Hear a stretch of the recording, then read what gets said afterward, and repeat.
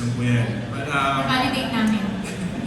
May analytics kami dito sa mga stakeholders. ayun, so, basta marami ganito na nasa top. Yun na lang sabihin natin. And, you know, it's a collective thing for everyone. Doon ako nandun sila Lynn, and marami pang iba. And, yeah. Hindi naman sa ganun. Kasi nga, diba, well, ang nangyari kasi nun, I'm just posting what I, you know, the recipes that I love, and then, nangyari na lang siya. And right now, what's new to me is, I want to do something different. So, Ilapit mo din. Mga taga-US siguro walang mic sa bahay. kasi alam niyo mangyari kami. So, sige na, magiging comfy na. Oh, yeah. So, yeah, what's new panlasang today? So, right now, I'm here, and I would love to announce to everyone that I am now the new advocate lead for the Maggie Sarap Sustansya Advocacy. So,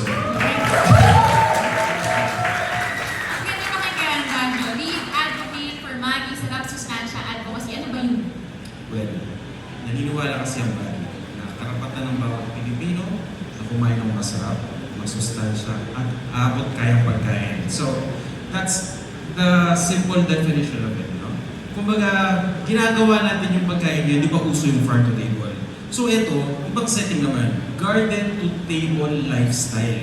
Kasi di ba may mga bakuran tayo, mga backyard. So, tataniman natin yan. Or, di ba nauso ng pandemic, or ayun na, uso yung community garden. Since hindi naman lahat may backyard, ano? So may community garden, nagsasama-sama yung buong barangay na magtanim. So, ito yung, ano yan, parang ang ginagawa nito, pinapakain natin ang ating mga sarili. Ito our own, ang hirap pag-English, magtatagalog na nga lang ako.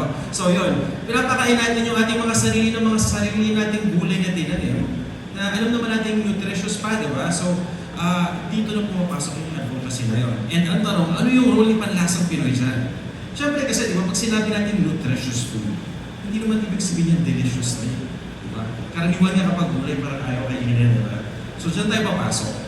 Si Panlasang Pinoy, along, siyempre with Maggie, will help make this nutritious dishes taste even better.